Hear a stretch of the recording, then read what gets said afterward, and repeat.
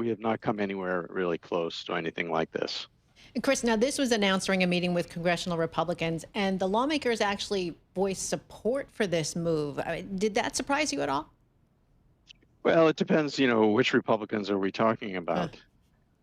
If you have a small group of Republicans, you could probably find a small group of Republicans that would be adamantly opposed to this. You could also easily find a small group of Republicans that are gung-ho for this. So it depends on who these folks are exactly.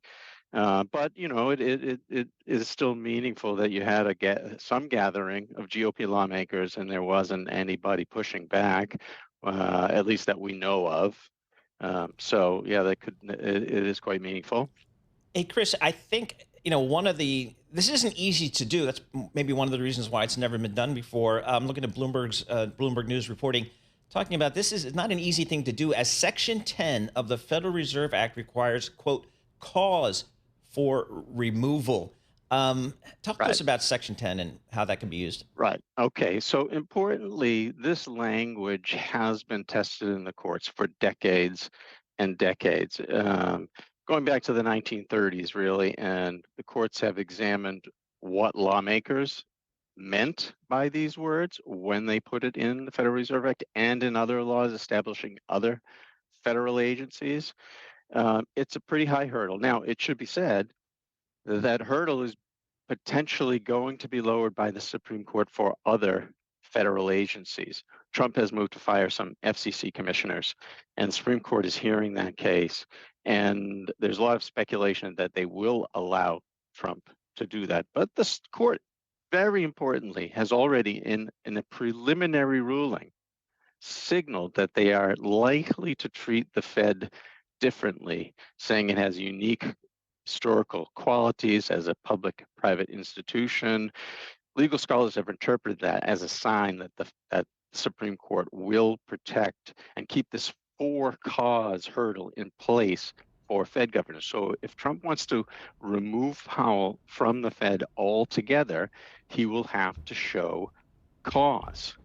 Now, historically, that's meant inefficiency, neglect of duty, or malfeasance, according to the legal experts. And that's not just missing a few dollars here and there. This is real neglect of duty, real incompetence, fraud. It's considered a high legal hurdle. So he would still have quite a fight in front of him if he wants to remove Powell from the Fed. Yeah, so that leads to my question. Is this more about interest rates, or is this more, President Trump also talked about renovations over at the central banks? I mean, what's the leading factor behind this decision? Right. Okay. So interestingly, I'd point out a couple things here. Powell's term as chair ends in May of 2026, and he has, in some recent, he's been questioned, will he leave, as most chairs do, because he doesn't have to leave, he can stay on as a governor. And he has declined to answer that question. It is since he's done that administration officials have begun to apparently look for other reasons that could satisfy this for-cause hurdle.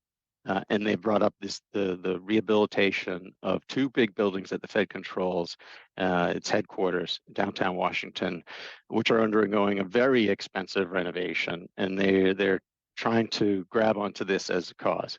Now, many people have viewed this as trying to find some excuse to fire Powell when, in fact, the real beef they have is interest rates. That's what Trump has focused on constantly since being reelected.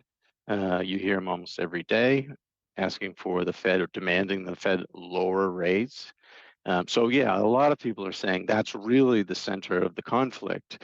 And he's using this other issue as the stick to beat Powell over.